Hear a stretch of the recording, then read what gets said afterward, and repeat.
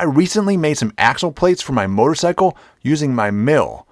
It was a pain. I spent all day doing it, and at the end I thought, I wish I had a CNC plasma cutter, because that would be so much easier.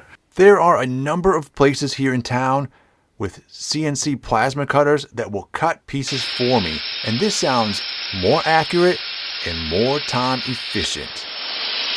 So I am designing my own parts. To do that, I downloaded this software called FreeCAD, and I've already designed this triple clamp for some motorcycle forks that I'm going to be making. I actually found this software pretty easy to use, so I'm going to demonstrate some of its basic functions by designing a simple piece for these forks that will hold the axle. So to design a new piece, first I'm going to the top left corner of the screen to where it says File, and I'm going to open a new file. Now I'm going to go to the middle top of the screen where there's this drop-down list. I'm going to make sure that I'm in this part design category. Then over to the left side of the screen again, there's two tabs, model and tasks. And I'm going to select the tasks option, and then I'm going to click on create body. And then I'll have the option of creating a sketch, and we'll select that. Now we want to select which plane we're going to make this in. I'm selecting the XY plane and then hitting OK. Now it automatically switches over to the sketch workbook. And at the top of the screen, you'll now see all these tools that are available to us in this sketch program. And I'm going to select one that allows us to very quickly and easily make an oval. And this is basically click a point, drag it, click it again, and then you've got an oval. And you can adjust this oval later on. You'll see in a minute. Next, I'm going to add a circle and go back up to the top, select the circle, bring that down and put that approximately where I want it. And now we're going to take a line because we want to sort of cut off the end of this piece here. We're basically making just a little tab with a hole in the end of it. And so that line is going to be the end of our tab. We don't need this little half circle anymore. So I'm going to click on that. You can see it highlights, and then I'm just hitting delete to get rid of that. Now see there are two lines here. The one we just added in and the previous one on our oval are not really connected here. So I'm going to constrain these 2 points on the end so that they are right on top of each other. There's two ways of doing that. I can constrain it on the x-axis and on the y-axis. And there's a couple ways of doing that. You can either highlight the 2 points first and then go up to the constraint button at the top here, or you can click on the button first and then highlight the 2 points. That will bring up a little dialog box here and allow you to enter in how far apart those points you want them to be. So I'm first constraining them on the x-axis so they're the same, and then I'm also going back up and doing the same thing for the y-axis so they're also the same, which will put them in exactly the same spot, essentially tying those 2 points together. And now you can see I can grab onto the design here and move it, and as I move it or drag it across the screen, it changes shape.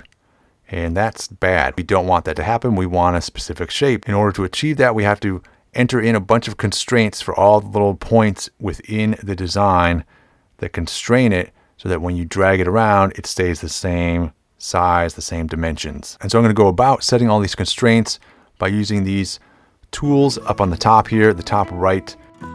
So I'm now going to do a constraint for the length of this piece. We're going to set it at 3 inches.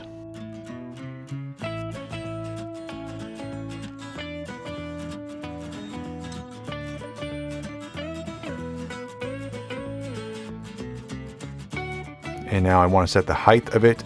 I want that at 1 inch. You can also use Control B, and then that will give you a selection, allow you to sort of zoom in on a specific part. You can drag the box over that section you want to zoom in on, and it will zoom in on that. And now we want to do this circle, and so there's another constraint in the tool drop-down list at the top here. So I'm going to set my radius for that, so that's half the width of the circle. And now looking at the left part of the screen here, you can see there's a section that says, it tells you how many degrees of freedom you've got within the design. And basically you want to get down to 0 degrees of freedom. You can't move on until you've got it to 0 degrees of freedom. And to do that, we've got to continue to add constraints to the piece. And if you're on the XY design screen here, you can see looking at the cursor that there's a little tool highlighted in red next to it. And if I hit the right mouse button, that will go away. And then I can go over to this degrees of freedom, left click on that, and then that will highlight in the piece which pieces are loose, which pieces are not fully constrained. And so now I at least know where to look. Sometimes you can drag the piece around and it will show you movement within the piece, and that gives you an idea of where to look.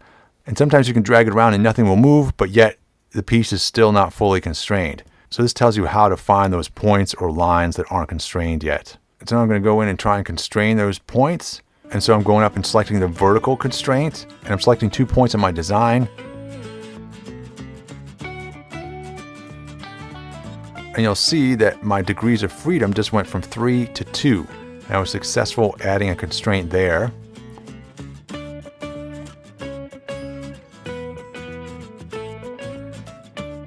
And now I'm going to go back over to the degrees of freedom on the left here, click on that, and figure out what I have yet to constrain, which will still have that line on the left-hand side here that's now highlighted in green.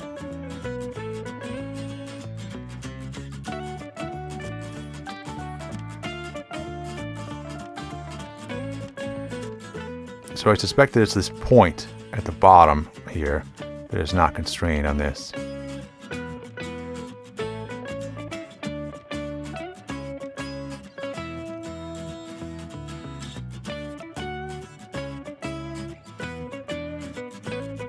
So I'm going to try highlighting that point and then just locking that point, and bammo, our degrees of freedom is now down to 0.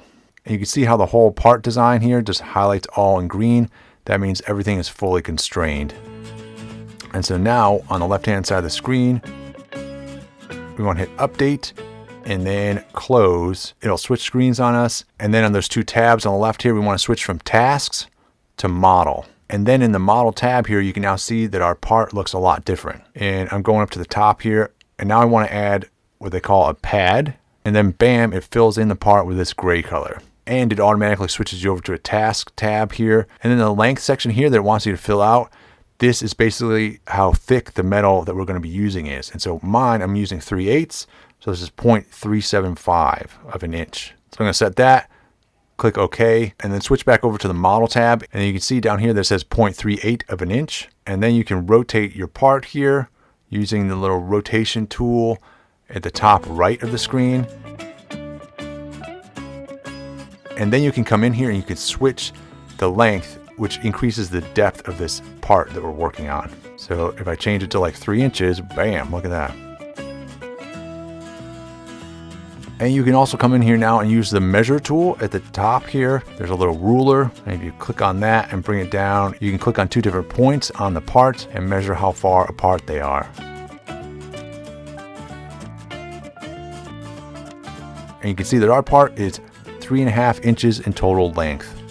And now we want to export this to a specific type of file extension so that it can be sent to the person that's going to actually cut this piece out for us. So to do that, we're going to go to the file in the top left corner, and we come down and select export.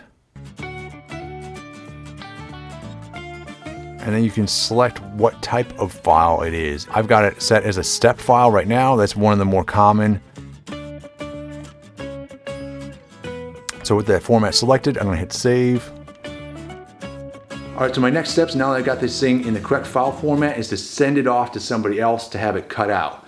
And what I'm hoping here is, because I designed the piece myself, is that just having it cut will be actually a very cost efficient thing to do. And this could open the door to this being like a very cost efficient way of making parts, these custom parts in a very accurate way, which is super exciting for me because it allows me to sort of do what I like to do, which is weld, instead of making these little pieces, spending all day making these pieces. So hopefully this is a light bulb moment for someone else out there, because I think this is pretty cool. It has a lot of potential. I think at this point in time, I'll let you know how it actually works out in the next couple of videos once we actually start putting everything together. And once I actually have everything cut, I'll let you know how much it cost me. So thanks for watching, everybody. We'll see you next time.